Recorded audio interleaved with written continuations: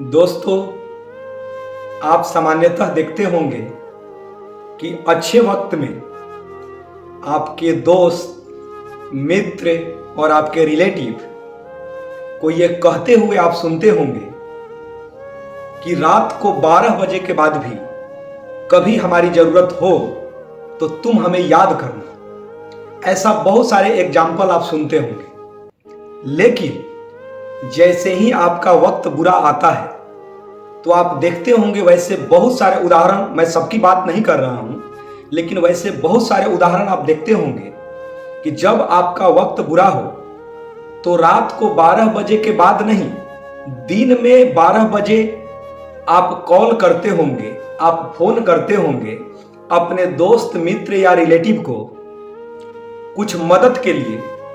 तो आप देखते होंगे वो कैसे बोलते हैं, अरे यार, एक दिन पहले तुम हमें बताया रहता तो मेरे पास लाखों रुपया था लेकिन कल खर्च हो गया। कुछ तो ऐसे बोलते हैं, आधा घंटा पहले केवल हमें फोन किया रहता, आधा घंटा पहले मैंने दूसरे को दे दिया, या मैं खुद किसी परेशानी में हूं। बहुत सारे उदाहरण देते हैं। इसीलिए दोस्तों, हमेशा याद रखना चाहिए कि बुरे वक्त में आपका किसने साथ दिया, क्योंकि अच्छे वक्त में आप देखते होंगे कि जिससे आप मिलिएगा, जो आपको रिलेटिव, दोस्त सर्कल में मिलते हैं, जब आपका वक्त अच्छा हो तो सभी बोलते हैं रात को 12 बजे के बाद भी जब भी मेरी जरूरत हो एक कॉल करना, मैं तुम्हारे लिए खड़ा हूं। लेकिन जैसे ही आपका वक्त बुरा आता है तो आप खुद अनुभव कर चुके होंगे कि चाहे आर्थिक प्रॉब्लम हो या किसी आप दिक्कत में हो तो बहुत सारे का गजब गजब बहाने आते हैं। अरे यार, 10 मिनट पहले बताया रहता तो मैं तुम्हारी मदद कर देता। दोस्तों, इसीलिए मैं हमेशा कहता हूं कि मजबूत इंसान आसान वक्त लेकर आता है और आसान वक्त आलसी इंसान पैदा करता है। और ये एक सर्कल है। मैंने क्या बोला? मजबूत इंसान आसान वक्त लाता है और जैसे ही आसान वक्त आता है तो वो आलसी और मजबूर इंसान पैदा करता है, और ये एक सर्कल है। इसीलिए दोस्तों, अपने ज्ञान के स्तर को बढ़ाएं और आदमी को पढ़ना सीखें, लोगों की पहचान सीखें। लोगों को पहचानना बहुत जरूरी है। एक कहावत सत्य है कि 1000 दोस्त जरूरी नहीं है। 1000 दोस्त जरूरी नहीं है, क्योंकि आपके पास 1000 दोस्त गिनती के लिए है, लेकिन यदि जरूरत पड़ने पर आपको 4, 5 या 1 दोस्त ही मददगार है तो आपके रियल दोस्त वो 1000 नहीं है, बल्कि 1 दोस्त ही आपका रियल है। इसीलिए आप दोस्तों की संख्या, रिलेटिव की संख्या आपकी जितनी ही कम हो, बोल, व्यवहार और बातचीत सभी से करने हैं, सभी को नमस्कार बोलने हैं। लेकिन लोग जीवन में सफल होना है, सक्सेस होना है, मानसिक तनाव से दूर रहना है, अंधविश्वास से दूर रहना है, तो लोगों को पहचानना जरूरी है और ये दूरदृष्टि होना भी जरूरी है। नहीं तो वही होगा कि जब अच्छे वक्त रहेंगे तो सभी आपके साथ बोलेंगे कि यार, जिस दिन जरूरत होगा बोलना, और बुरे वक्त जैसे ही आते हैं तो आप देखते होंगे कि आपके दोस्त मित्रों के पास कितने बहाने होते हैं।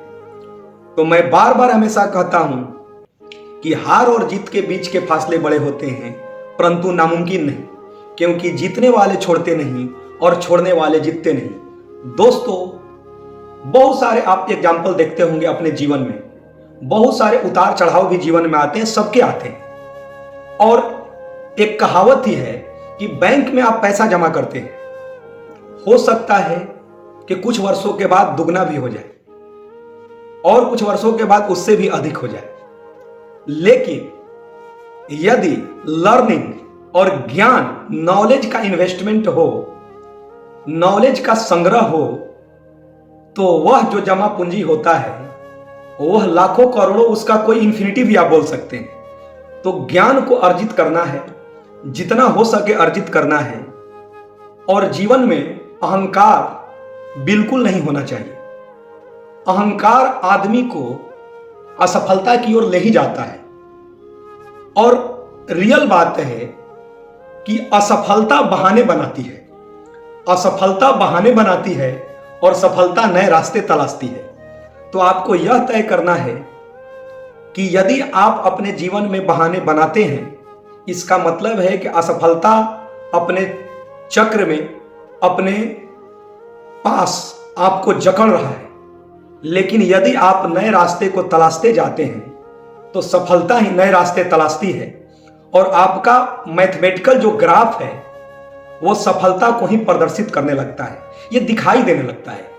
ये नहीं होता है कि आप देखते होंगे, जैसे मिडिल क्लास वाले हम लोग हैं, मिडिल क्लास वालों में देखते होंगे कि जब अचानक के स्टूडेंट लाइफ में घर से बहुत ही कम पैसे आते हैं और उसी में गुजारा करना रहता है, लेकिन जैसे ही उसको 10,000, कभी कभी मान लीजिए कि आर्थिक जरूरत हुआ तो किसी महीना पढ़ने के लिए आ गया, कभी कभी 5,000 भी रुपया आते हैं, तो उसी से वो अपना मासिक खर्च को चलाते हैं।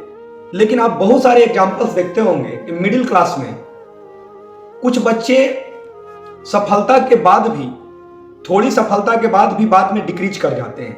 अब सोचिए कि किसी को अचानक 20,000 से ऊपर का, 30,000 से ऊपर की नौकरी लग जाता है, वो करता क्या है, चाहे किसी भी बड़ी कंपनी में उसका लग गया, वो करता क्या है कि अब अपने शहर गांव से बाहर गया तो वो अपनी परिवेश, अपनी भूमिका को भूल गया।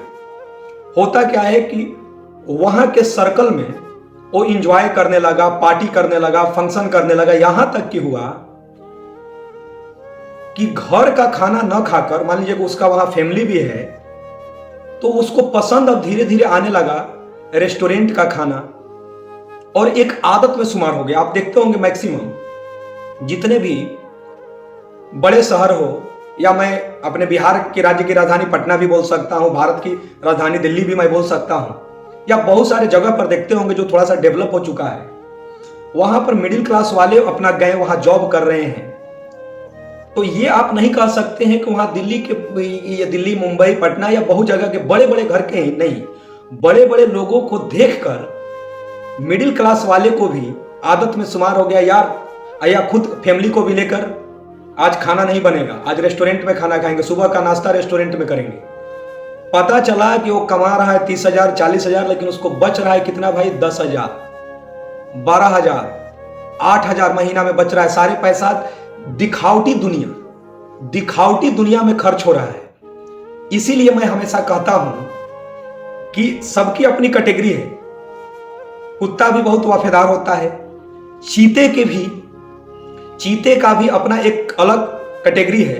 लेकिन मैं एक आप लोगों को उदाहरण देता हूं कि यदि कुत्ते को पेंट करके चीते जैसा बना दिया जाए, कुत्ते को पेंट करके चीते जैसा बना दिया जाए और वो पेंटिंग करने के बाद वो दिखाई देने लगा कि इसका कलर भाई चीते जैसा हो गया, लेकिन वो चीता हो नहीं सकता है।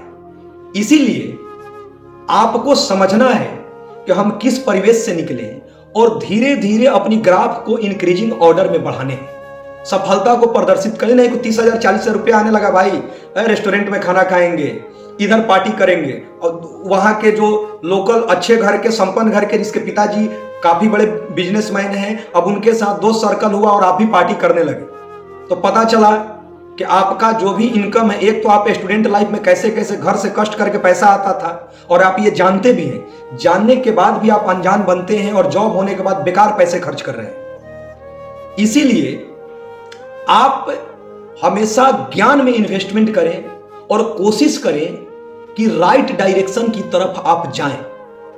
हो सकता है कि गलत रास्ते में अट्रैक्शन अधिक होता है, लेकिन यह भी सत्य है कि बेहतर रास्ते में समय लगता है लेकिन वो टिकाऊ होते हैं। इसीलिए आप अपने ग्राफ को धीरे धीरे ही बढ़ाएं, लेकिन इंक्रीजिंग ऑर्डर में होने चाहिए।